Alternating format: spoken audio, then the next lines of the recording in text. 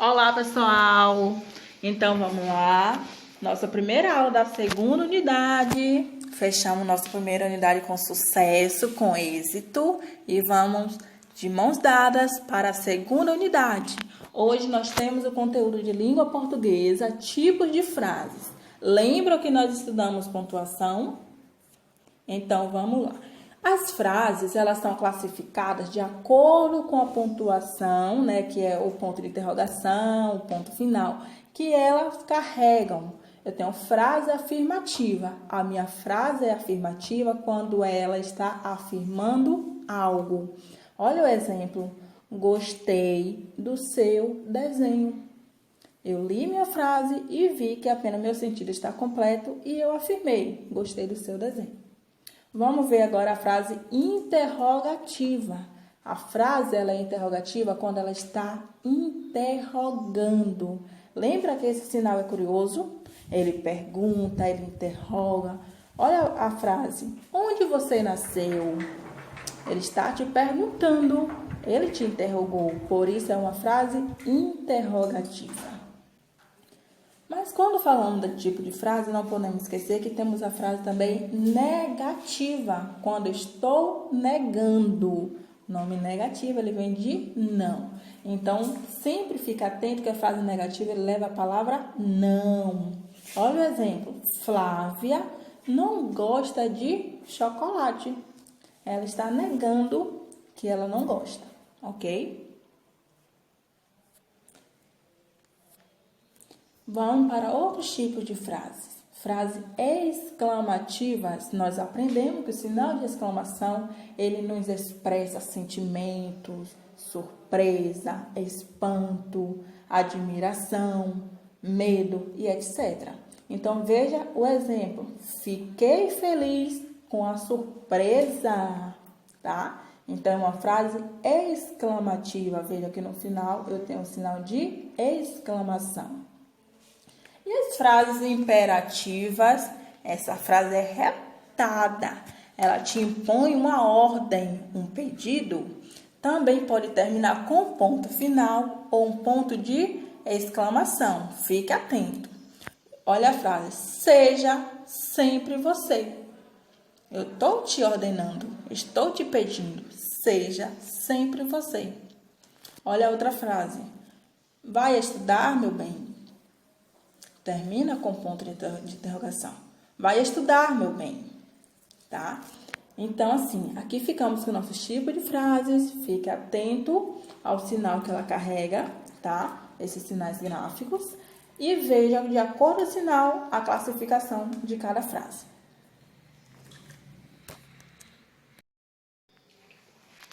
Olá, pessoal, tudo bem? Vamos mais uma vez revisar nosso conteúdo, né, da primeira aula, que foi sobre a região norte.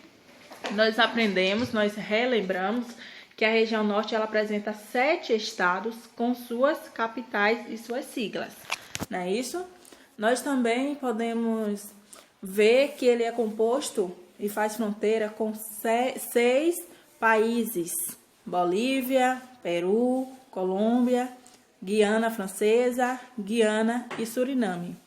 Também nós vimos que ela tem uma extensão de terra muito grande, é uma das maiores região, com 3 milhões de quilômetros quadrados. E isso corresponde a 45% da área total do país, da área total do Brasil. Quando estudamos sobre o clima da região norte, nós sabemos que tem um clima equatorial. Esse clima, ele tem chuvas abundantes nos períodos de inverno e no período de verão também ele é super quente. A população, ele tem 15 milhões de habitantes. E quando nós falamos da densidade demográfica, nós analisamos e vimos que apresenta 4 habitantes por quilômetro quadrado, tá? Então, aqui são algumas das características da região norte. E a formação desta região? Nós sabemos que para formar qualquer população, qualquer região, tem que ser habitada por alguém. Então, nós vimos que primeiro foram os índios. Essa região era composta por milhares de índios. Posteriormente, né, depois dos índios, veio os europeus. com o passar do tempo, no período colonial, que o Brasil foi colonizado, que eles vieram plantar, tal, morar, recebeu também os missionários. Missionários eram missões, pessoas, aldeias, que vinham na intenção, né, no objetivo de catequizar os índios, mas nós sabemos que na verdade não foi isso. E entre os séculos 19 e 20 chegaram os nordestinos, nossa população nordeste, e também os japoneses para trabalhar na lavoura do látex, que é a seringueira, que foi uma planta, né, uma lavoura que no Peru estava em muito alto, com grande lucro. Então, por isso que essa população toda foram para a região norte. Vamos rever aqui que a prof falou na aula passada para vocês sobre demografia. Demografia é o estudo, análise e interpretação de dados de uma população. No mapa, como já foi explicado, nós vimos aí que na área norte, essa área logo aqui em cima, tá? Nós percebemos que tem um vazio, ela está mais clara. Esse vazio quer dizer que a região norte, ela é formada por maior parte por terras, por florestas. Por isso que temos a maior área em extensão territorial e menos população, apresentando aí um vazio demográfico, como nós conhecemos e é chamado. Cada região tem seus grupos característicos de um lugar. Tipo, a minha região, a região Nordeste, eu tenho o vaqueiro, eu só encontro o vaqueiro na região Nordeste. E quais são os povos característicos da região Norte? Tem os seringueiros, que são pessoas que vivem da lavoura do látex, né, que é a seringa. Temos também os ribeirinhos, que são povos que vivem à margem do rio, pescando, tirando algo ali do mar, do rio para sobreviver. E temos indígenas, que são pessoas que vivem da caça, da pesca e da natureza. E agora vamos para a aula de número 2. Nós aí já revisamos algumas características, como formação, população, densidade demográfica da região norte. Agora vamos para outras características que também são muito importantes. Eu quero mencionar agora para vocês sobre o relevo. Toda região tem terra, então apresenta seu relevo. Ele é marcado por planícies, depressões e planaltos, tá? As planícies são lugares planos, as depressões são com ondas, não é isso? E os planaltos são planos também. Quando nós falamos dessas planícies, não deixamos de mencionar a planície amazônica. É a mais conhecida da região amazônica e também ela se localiza às margens do rio, tá? Quando falamos do relevo, ele faz limites. Limites a gente entende como ao norte eu tenho o maciço das Guianas, ao sul eu encontro o Planalto Central, ao oeste eu encontro a Cordilheira dos Andes e ao leste eu encontro o Oceano Atlântico, tá bem? Então vamos ver a classificação dessas planícies, dessas terras, não é isso? Que são terras baixas ou planícies. Temos aí as várzeas e terraços fluviais, que são áreas mais baixas e podem ser inundadas. As plantas desse lugar, elas não são tão altas, são baixinhas. Então, quando chove, né, principalmente nas cheias e na nova, essa área ela fica totalmente inundada. Temos a terra firme, que é um lugar mais alto, é constituído por arenito e elas não inundam. Então, assim, vai chover bastante, mas ela não vai inundar porque a terra é mais elevada, a altitude é maior. E temos também os planaltos das Guianas, que apresenta terrenos cristalinos e encontra-se os pontos mais altos do país, conhecido como Pico da Neblina. Você já deve ter visto falar, que é um lugar muito alto e se encontra com muita curiosidade para que os turistas, né, sempre visitem, pesquisem. E vamos falar da hidrografia. Quando eu falo da hidrografia, eu quero falar das águas, dos rios, das bacias que tem na região amazônica, tá? Hidro, água, grafia, estudo. Então, vamos lá. Quando eu falo da hidrografia da região amazônica, eu não posso deixar de mencionar o seu principal rio, o maior rio, é o Rio Amazonas.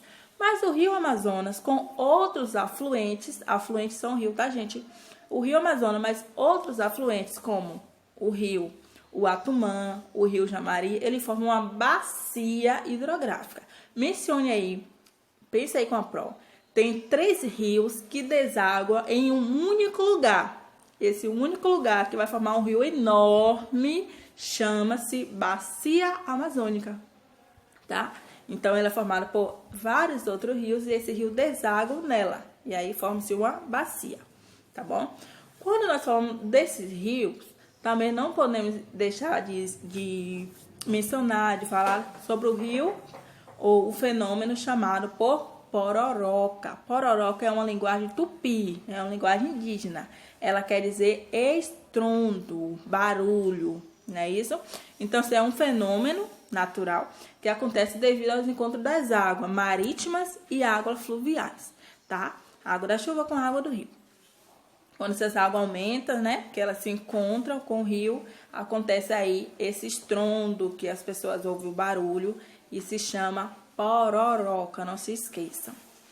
Outro fenômeno também muito intrigante e curioso é o encontro das águas do rio Solimões e o Rio Negro. São 2 rios que se encontram, mas as águas não se misturam. Imagine aí, você tem 2 rios juntos, um do lado do outro. As águas se encostam uma na outra, mas não se misturam. Elas caminham quilômetros e quilômetros e a água fica sempre separada. Do Rio Negro, a água mais escura fica de um lado, do Rio Solimões do outro. E aí elas caminham quilômetros e quilômetros e a água fica ali separadinha, ok? Vamos agora apresentar para vocês o clima da região. Logo lá atrás, como apresentamos a região, falamos um pouco do clima. Nós vimos que lá ele tem um clima o quê? Equatorial. Mas a gente vai dizer logo assim, um clima tipo equatorial. Porque o clima equatorial é quente. Mas nós temos 2 temperaturas. O inverno, que chove bastante, né? E temos o verão, então um clima tipo equatorial, porque ele tem temperaturas elevadas, mas apresenta 2 características, tá? Quando falamos da vegetação, a região norte, ela é a maior floresta tropical do mundo, com 80% da região só floresta. E essas florestas, elas se dividem em 4 tipos. A Mata do Igapó, temos as várzeas, temos aí os cerrados, temos aí os campos. Então, assim, em cada uma das regiões, a depender do relevo, ele tem um tipo de vegetação. Não se esquecendo que a floresta amazônica, ela apresenta milhares de tipos, né, de plantas, de florestas que se encontram. Então, na Mata do Igapó, é vegetação em terras em áreas planas e ficam alagadas. Tem característica parecida com a várzea. E a vegetação altas com copa longe das cheias, tá? E a biodiversidade, vegetação, você sabe que é planta. Biodiversidade, nós estamos falando de quê? Animais e também de plantas. A biodiversidade da região norte é a maior floresta tropical do mundo e é rica em espécies de plantas e animais. Nós podemos encontrar milhares de tipos de plantas diferentes, como também milhares de tipos de animais diferentes. Como mencionamos, falando de flora, vem de flor, é planta, fauna, animal, tá? E a economia dessa região, como é que se encontra? Toda a região tem que ter sua economia baseada em algo. E lá também temos o extrativismo. Vocês sabem que extrativismo é tudo aquilo que retiramos da natureza, né? Que ela nos oferece de forma gratuita. Mas nós sabemos que temos que ter cuidado, porque tudo que se retira e não devolve, nós sabemos que vai faltar um dia. O extrativismo, ele se classifica em animal, vegetal e mineral. Extrativismo animal são todos aqueles retirados da natureza de forma animal, como a caça, a pesca, ok? Vegetal são plantas, tipo látex, que são retirados, o dendê também, tá? E mineral são o ferro, o diamante, o gás natural, o petróleo, o alumínio, a bauxita. Isso tudo são recursos, né? Extrativismo mineral, ok? Então, por aqui ficamos nossa aula de geografia. Agora vamos para o nosso diário. Fique bastante atento. Nós temos hoje Diário de Língua Portuguesa, Livro de Língua Portuguesa, páginas 83 e 84. Livro de Geografia, as páginas 36, 37 e 41 para atividades. Vocês também irão estudar as páginas 35 até 42 do livro de Geografia e fazer um pequeno resumo. Resumo nós fazemos da seguinte forma: a gente estuda o conteúdo, depois coloca com nossas palavras ou até com palavras do texto, porém não copiando tudo que está ali, apenas as partes mais importantes. Ok? Então aqui é o nosso diário de geografia. Vamos passar para a nossa próxima aula.